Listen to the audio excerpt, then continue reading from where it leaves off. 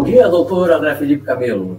O meu bom dia especial vai para as mamães. Hoje é consagrado o Dia Internacional do Aleitamento Materno. Então, é uma situação que os bancos de leite, principalmente aqui do Rio de Janeiro, estão faltando leite para aquelas pessoas que, de repente, não podem amamentar os seus filhos. E eu vejo isso como uma doação do leite materno, como uma atitude nobre, né, das mamães que têm leite sobrando e possa doar para aqueles filhinhos, aqueles bebês que a mãe não está podendo amamentar. Então, vai para essas mães doadoras de leite materno, tem aqui toda a minha admiração e o meu respeito. Primeiro de tudo, como não ser uma mãe controladora, em especial num mundo com tantas coisas acontecendo, um mundo tão perigoso, né? Um mundo onde a cobrança é tão grande, etc. Na minha visão. 2, como se perceber se você é ou não é uma mãe controladora.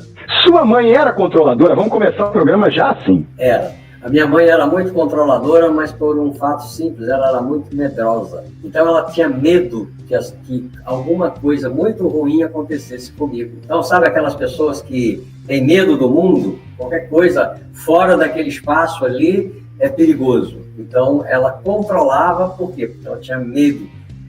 São os medos que a mãe tem e aí projeta no filho, né, que vai acontecer. Mas a minha mãe era controladora neste sentido. E, na verdade, era controladora e superprotetora ao mesmo tempo. As mães são controladoras intencionalmente para satisfazer alguma coisa interna, do tipo, ser uma mãe boa é ser uma mãe controladora? Hoje em dia, com a pressão de todo mundo em cima? Normalmente a mãe não tem muita consciência de que ela é controladora. A mãe controladora, ela é também chamada de mãe narcisista, uma série de coisas, uma série de rótulos que é dado para a mãe controladora. Mas, normalmente, a mãe passa a ser controladora, ela quer controlar tudo, no sentido de que ela é uma pessoa insegura.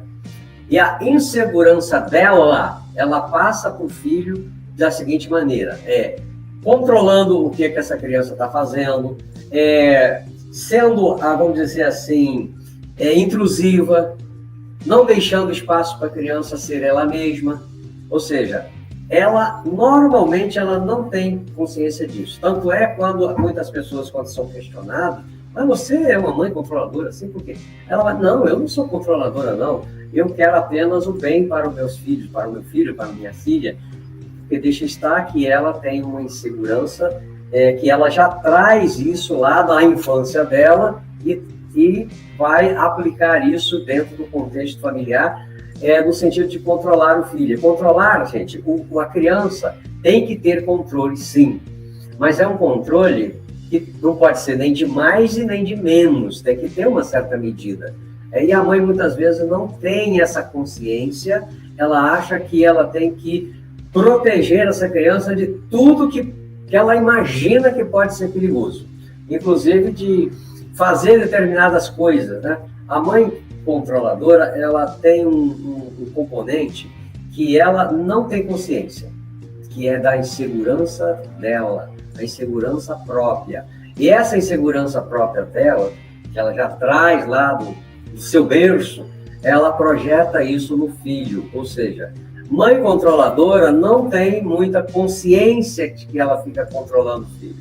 E é bastante invasivo, né? Porque ela intromete nos relacionamentos sociais dos filhos, ela quer saber o que está acontecendo lá com os coleguinhas. Não tem nada de errado quando isso é bem mensurado, tá? Porque no dia de hoje, inclusive, é importante saber com quem a criança está relacionando, mas de uma maneira equilibrada, de uma maneira saudável. Inclusive, o que essa criança, que a vez já está na fase pré-adolescente e vive lá no computador, o que ele está fazendo, com quem está falando. É importante ter um certo controle sobre isso. Mas não se escalou de fazer aquilo, ser ele mesmo. O que ocorre é o seguinte, vou expandir um pouco mais essa ideia, porque os pais também, pai, mãe, ou aquelas figuras primárias lá, as figuras parentais, né? Eles têm um movimento de controlar e de uma maneira de condicionar os comportamentos dos filhos. Ou seja, a criança cresce e ela vai sendo rotulada. Ah, essa aqui, fulana é quietinha, não dá trabalho. O que significa isso? Provavelmente que uma criança ela não tem outra alternativa senão se adaptar àquele meio ali. Não é? Ela não pode simplesmente dar tchau e cuidar da sua própria vida. Ela tem que se submeter. E muitas das vezes aquela criança que já tem um traço de personalidade, de introversão, ela é cerceada no seu movimento de ser ela mesma e aí ela se adapta. Então ela é taxada da boazinha. A boazinha é aquela que não tem o seu devido querer, ela, vamos dizer assim, está sempre aceitando as coisas do jeito que são, ela não se rebela com relação a nada que é imposto. Agora já tem aquela outra que é o contrário. É a Amélia? Exatamente, pode ser, no futuro pode ser uma Amélia, aquela mulher que diz tudo, sim para tudo, inclusive para coisas que ela não gosta, coisas que ela não quer, mas para agradar o outro, ela balança a cabeça como se estivesse sendo a boazinha. Ou seja, aí já tem aquele outro que é taxado como o rebelde. Por quê? Porque ele já tem um traço de personalidade mais expansivo, ele não fica aceitando qualquer tipo de controle, então ele começa a se rebelar com relação a esses controles. Aí é taxado como, vamos dizer, o rebelde, a ovelha negra, aí cria-se uma ovelha negra dentro de uma família, não sabe-se por quê. Na verdade, né, todo o processo de criação de uma criança, se você olhar direitinho, ela é cerceada de muitas coisas, inclusive de ser ela mesma. Como assim? Através dos rótulos, dos condicionamentos. Todo condicionamento está cerceando a pessoa de ser ela mesma. Nós precisamos de ter esse condicionamento? Será que precisamos? É uma pergunta que eu faço e deixo no ar para pensar a respeito. Será que toda criança, todos nós temos que ter os nossos condicionamentos? Eu acho, na minha visão, não. É claro que nós temos que nos adaptar para conviver em sociedade. Agora, ser condicionado é outra coisa, completamente diferente. Se você não pode ser você mesmo, só resta uma possibilidade, sabe qual é? Ser quem você imagina que gostariam que você fosse. Isso não é ser você mesmo. Não. Você está vivendo em cima de um condicionamento. Todos os nossos pensamentos, está voltado em cima de condicionamento.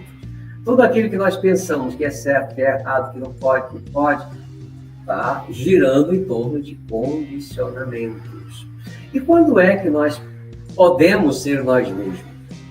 Talvez nunca. Por quê? Porque tem sempre alguma coisa cerceando os seus movimentos. Uns mais, outros menos. Mas o que isso tem a ver com mãe controladora? Mãe controladora é uma metáfora que eu estou usando aqui. Voltado para as mães? Sim, mas eu quero expandir isso para todos os níveis sociais. Não só figuras parentais. Mas se você, por exemplo, você é um gestor de uma empresa, né? Como é que você faz a gestão da sua empresa? Você é um líder ou você é um chefe? Ou seja, você fica controlando, inclusive que hora que o seu subordinado, que hora que o seu colaborador vai ao banheiro, porque tem situações que funcionam assim. Ou seja, há um cerceamento à liberdade da pessoa ser espontâneo, ser criativo. Isso tudo é devido ao controle excessivo. Todos nós, toda criança, ele precisa de ter um nível de controle. Agora, existe o controle positivo, existe o controle negativo. O controle negativo é quando é em excesso. O controle negativo é quando aquela figura parental coloca o ser daquela criança em detrimento do ambiente. Muitos pais, mães, inadvertidamente xinga o filho, fala palavrão, uma série de coisas que isso não é legal. Eu posso colocar limite numa criança de uma maneira amorosa, de uma maneira que ela entende que eu a amo. E a criança tem pensamento mágico, gente. Tem mãe que diz assim, se você fizer isso, mamãe não gosta. Como assim? Uma criança de 3 anos, 2 anos e meio, costuma não entender muito bem isso. ela vai entender que a mãe não gosta dela. Tem um caso que a mãe fazia uma espécie de alienação parental com a filha. Por quê? Porque ela era uma mãe separada e ela não gostava que a filha tivesse muito contato com o pai. E teve um momento lá que teve uma situação lá, o juiz determinou que não vai ficar assim. E teve lá um momento que ela passou uma semana na casa do pai, distante da mãe. E essa criança, olha só, que cabeça o ser humano tem, né? Essa criança, ela tinha em casa uma galinha. Essa galinha, a criança gostava muito dessa galinha. Que era uma galinha que virou lá um animal de estimação dessa menina. Tá? Não deve ser à toa, né? Porque, de repente, não tinha muita atenção em casa, coisa parecida. Então, quando essa criança foi passar uma semana na casa do pai, você sabe o que a mãe fez? Matou a galinha e comeu a galinha. Quando a filha chegou, o que ela falou? Que a galinha tinha morrido de saudade dela. Gente, percebe isso? Você sabe que cabeça de doideira esse tipo de coisa? Ou seja, a galinha morreu porque ficou com saudade dela, que foi passar uma semana na casa do pai. Ou seja, é uma mãe perversa, na verdade, né? Ou seja, é uma mãe doente, uma mãe que tem problemas mentais para fazer uma coisa dessa. E não tem. Isso acontece em níveis diferentes em muitos lares, tá? Não precisa ver ser separado, não. Mas a gente só dá aquilo que tem, né? Nós, lá na nossa infância, nós recebemos as nossas, vamos falar assim, os nossos condicionamentos. Nós recebemos o que é certo, o que é errado, como se faz. E nós reproduzimos isso, muitas das vezes, sem questionamento. Isso passa, muitas das vezes, de pai para filho, de uma maneira não consciente. Mas como é que pode ser isso? Eu tenho uma historinha que eu gosto de contar, tá? Que é o seguinte, que Joãozinho casou com a Marinha. E no dia que eles foram morar na casa deles, a Marinha fez lá um presunto que o Joãozinho adorou. Ficou assim, fascinado com aquele presunto que a Marinha fez. Mas ele ficou curioso e perguntou a ela assim, vem cá, é excelente, mas vem cá, por que você corta a borda do presunto antes de fazer? E ela disse, eu aprendi com a minha mãe isso. E eu só sei que fica bom e eu continuo fazendo. Aí um dia ele foi na casa da sogra e lembrou disso e perguntou à sogra, por que é que ela, né, que a Marinha tinha feito isso e disse que aprendeu com ela a cortar as bordas do presunto. Ela falou, eu aprendi com a minha mãe. Aí um dia, lá na casa da avó, a velhinha, né, ele também lembrou disso. Um cara chato também, né? Vai ficar lembrando disso o tempo todo. Mas aí lembrou disso e perguntou lá a avó, né? Aconteceu isso. Ela disse que aprendeu com a mãe dela. A mãe dela disse que aprendeu com a senhora. Mas por que é que a senhora corta ou cortava a borda do presunto? Meu filho, sabe o que é? É que naquele tempo, lá em casa, a gente não tinha muitos recursos. E as panelas eram muito pequenas, então o presunto inteiro não cabia na panela. Aí eu cortava as bordas do presunto para ele caber dentro da panela. Percebe? Como passa de geração para geração sem questionamento. Isso é uma metáfora que pode ser aplicada em coisas nossas que nós transmitimos para os nossos filhos, que nós aprendemos com os nossos pais e que, por sua vez, aprenderam com os pais deles e que continua passando de geração para geração sem perceber que está fazendo isso. Ninguém questiona, percebe? E aí vai desse jeito, ou seja, as nossas crenças internas, os nossos condicionamentos, eles são feitos desse jeito. Nosso condicionamento, muitas das vezes, começou lá nos nossos bisavós, avós, algo que deu certo e a família segue aquilo como certo. Só que hoje, muitas das vezes, quando você vai questionar, hoje já não se adapta tanto. Não sei porque, talvez seja, os tempos mudam, né, gente? Então, é importante, quando a gente fala assim, o título aí, né, Mãe Controladora, expanda isso para algo maior na vida, né? Controle que de fato nós temos da vida. Será que nós temos esse controle todo que nós queremos exercer? Será que isso a gente não está sendo enganado? Será que isso não é vamos dizer assim, nós estamos delirando com esse tipo de coisa? Sim. Agora, vamos pensar um pouco a mãe que quer controlar o movimento do filho, que é super protetora, que cerceia os movimentos da criança, inclusive daquilo que ela pode fazer por si só. A criança pode fazer coisas por si só, e a mãe, muitas das vezes, não deixa, faz por ela. Isso é um movimento muito ruim. Por quê? Corre o risco dessa criança no futuro, depois de adulta, ser uma pessoa insegura. Por quê? Porque ela não teve frustrações. A criança precisa ser frustrada também. Ela não pode ter tudo à mão a hora que quer, porque a vida não é assim. É importante fazer essa mãe perceber que ela está tolhendo a capacidade da criança de ser ela mesma, de desenvolver, saber resolver problemas da vida.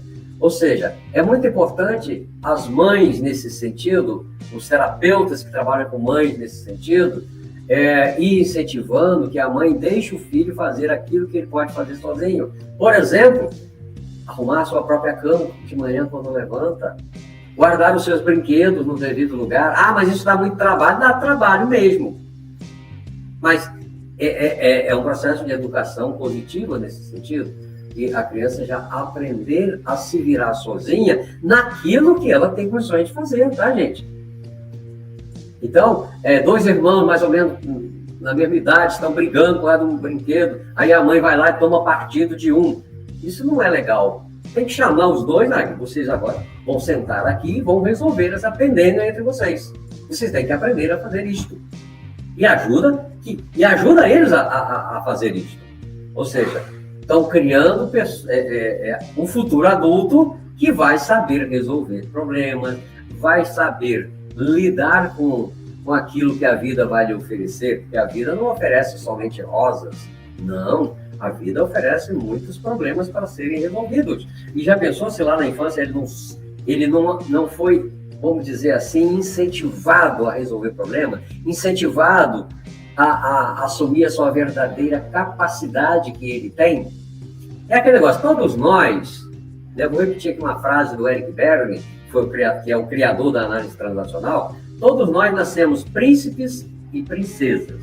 Por circunstâncias da vida, muitas das vezes nós somos transformados em sapos acomodados. O que é isso? São os nossos condicionamentos. Os nossos condicionamentos são, muitas das vezes, desestrutura a capacidade da pessoa. A pessoa não acredita no seu potencial, não acredita na sua inteligência, não acredita que ele é capaz de aprender as coisas. Tem dificuldade de perceber que ele tem capacidade de pensar de uma maneira adequada, de olhar a realidade, ver o que está se passando e tomar uma ação diante daquilo. Isso são situações que normalmente a pessoa aprende lá na infância. Né? É importante que a mãe e o pai falem para essa criança, mostre para ela que ela é capaz, né? Que é ok errar, a gente aprende com os erros. Tem mãe controladora que a criança só tem que tirar 10. O dia que essa criança tira 9,5, essa criança começa a se sentir mal. Por quê? Porque é um grau de exigência tão grande que ela não sabe lidar com 9,5. Só sente bem quando tira 10. E na vida, a gente não vai tirar 10 o tempo todo. Tem momentos que vai tirar 0. Ok, doutor? É isso. Eu quero te perguntar o seguinte. Eu percebo as mães, né, sendo muito pressionadas. Tudo elas são criticadas. Então, por exemplo, mãe de filho pequeno, se bota na creche, nossa, mas creche é tão pequenininho, bababá. Se bota uma babá em casa, nossa, babá, mas a babá não faz a função da mãe, ela não cria, de onde vem essa babá? Não. Se a mãe fica em casa e fala, ok, então eu vou educar. Ah, ficou em casa, não quer trabalhar, né? Ah, entendi. Enfim, então aí a criança vai pra escola e tal, aí começa a ter acesso a celular. Se dá celular, tá muito pequenininho pra dar celular. Se diz, não vai ter celular, fala, nossa, mas como é que ele vai se acostumar com essa tecnologia mais fácil? Enfim, então eu queria primeiro perceber se você percebe isso no relato das mães quando elas falam, isso é um ponto. 2, o quanto isso também se prolonga para a vida adulta, porque mãe parece meio que, as mães parece que meio que são um clã, né? Elas são um clã. Então elas ficam uma comparando que o filho pode ter 30 anos e ficam comparando o sucesso do filho através dela, né? Do tipo, não, minha filha está em tal lugar, não, mas minha filha é formada em tal coisa, mas a minha não sei o que tal. Então, quanto essas pressões externas mexem com a cabeça da mãe para que ela seja controladora? Ó, doutor André, você mexeu no ninho de vespa agora. É exatamente polêmica! As mães sofrem pressões de todos os lados. E elas, pior ainda, elas ficam dando ouvido a tudo que dizem para ela, que está certo e que está errado. Por quê? Porque elas também foram condicionadas a quê? Ao que os outros disseram para ela. Ela é quem? Quem sou eu? Eu vou dar um pequeno exemplo, um pedido aqui para vocês que estão nos ouvindo. Faça uma pausa de 1 minuto. Pega um papel e um lápis, uma caneta. Se você não tem isso à mão, pensa. E para responder a seguinte pergunta: quais são os adjetivos e substantivos que você vai usar para responder a pergunta seguinte: quem sou eu? Faça esse exercício aí. A pergunta é, você vai responder, quem sou eu? Quem é você? Eu estou perguntando para você, mãe, para você que está ouvindo, quem é você? Quais são os adjetivos e quais são os substantivos que você vai escrever aí para dizer quem é você? Faça esse exercício aí agora. Quem é você? Aí você vai, eu sou... Aí ele vai dizer, eu sou osteopata, eu sou médico, eu sou engenheiro, eu sou... Quais são os substantivos? Quais são os adjetivos que você está usando? Lista aí, pelo menos 5. Doutor André, listou algum aí? Listei. Eu sou empenhado, eu sou determinado, eu sou cuidadoso, eu sou romântico, eu sou alguém que vive a vida intensamente, eu sou apaixonado. Isso, perfeito. Sabe como é que é o nome disto? Isso não é você. Isso não sou eu? Não, isso Cacetada. É seu posicionamento. Isso é o que disseram que você é. Disseram para você. Eita, você Lelê. está assumindo isso. Ou seja, você Como é que eu posso saber o que eu sou então, doutor? Que agora eu sei o que eu sou. Isso me criou um problema. Problema! É claro que isso tudo faz parte do seu contexto, mas você é muito mais do que isso. Você transcende a tudo isso. E todos nós temos esse negócio. Eu sou isso, eu sou aquilo outro. Isso são os nossos condicionamentos. É o que disseram que nós somos e nós acreditamos nisso. E passa. Se uma mãe diz lá pro filho dela que ele não é inteligente, que ele é burro, que ele não sei o quê, fulaninho, ele vamos dizer, ele é meio burrinho, ele não... Mas a fulaninha, ela é bonita. Mas o outro fulano, ele é inteligente. Então tem o que não é muito inteligente, tem o inteligente e tem a bonita. Olha o rótulo aí, olha o condicionamento. E isto vai refletir na vida adulta dessas crianças. É por isso que nós saímos pelo mundo dizendo, quem é você? Eu sou o presidente da Coca-Cola na América Latina. Que merda. Porque realmente, desculpa o termo, não tem nada de errado você se apresentar assim. Não. Mas tenha consciência que você não é isso. Você é muito mais que isso. Ou seja, a autoconsciência é que faz a diferença do que é condicionamento e do que não é condicionamento. Compreende isso? Por que nós tentamos controlar tudo à nossa volta? Porque nós somos condicionados para isso. Eu sou, vamos dizer, visto como uma pessoa íntegra, que prezo por não sei o quê, tarará. E tem outras coisas que já não é tanto. Ou seja, são nossos papéis que nós desempenhamos na vida e esses papéis são confundidos como ser. Isso sou eu. Não, isso não é você. Você é muito mais que isso. Eu costumo dizer, eu estou sempre repetindo isso. O ser humano é biopsicossocial espiritual. É muito mais do que tudo isso que a gente está falando, gente. Entende isso? Talvez fica para algumas pessoas, talvez é um pouco complicado, vamos falar assim, compreender isto, despregar nesse lugar. Entende? Despregar desse lugar e transcender a isso. Ou seja, o meu filho é inteligente. Ah, ele é inteligente, sim. Ele é comprometido? Ele é comprometido. Ele é dócil? Ok. Ele é amoroso? É amoroso. Mas isso é ele? Não, ele é muito mais que isso. É muito mais que isso. Isso são rótulos que eu estou dando para ele. São os condicionamentos que nós recebemos na vida. De comparação, do social, que o meu filho é melhor do que o seu, meu filho é assim, meu filho é assado. Isso traz um sofrimento, traz um nível de ansiedade para essas mães muito grande. E esse nível de ansiedade é passado para os filhos. Ah, mas eu não passo, não. Claro que passa. Não tem como não passar. Tem mães que ficam assim, as turras lá com o marido, pai e mãe brigando o tempo todo. E a criança pequena está lá vivendo naquele meio. Mas eles dizem, não, mas eles não sofrem nada disso não, porque a gente não briga na frente deles. Ai, meu Deus, está chamando seu filho de idiota? Será que não percebe? Pô? Ou seja, a criança capta o nível de energia que existe no ambiente, e principalmente num casal que briga, se estabeleia lá, estapeia um do outro lá, quando a criança está dormindo, e acha que a criança não está recebendo, não está percebendo isso. Está. E isso é aquilo que nós chamamos serve de modelo para essa criança no futuro. Por exemplo, se tem um pai que é alcoólatra, né, vive bêbado, briga dentro de casa, chega lá, e é uma menina que está sendo criada, é uma filha, qual a referência masculina que ela tem? Não tem um avô presente, não tem um irmão mais velho, não tem um tio presente, é aquele pai. Ou seja, a referência masculina dela é aquele pai. E não é de se estranhar em nada se essa menina, quando ficar uma mulher, arrumar um marido alcoólatra. Não é de se estranhar. Por quê? Porque a referência que ela tem é esta.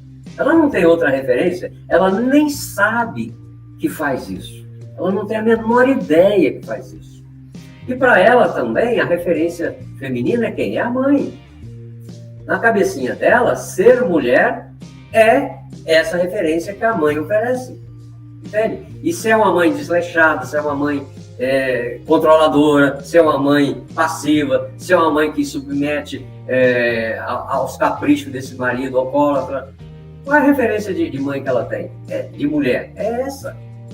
Grande chance dela levar para a vida esse mesmo tipo de relacionamento na vida de casal dela. Isso é sério, gente.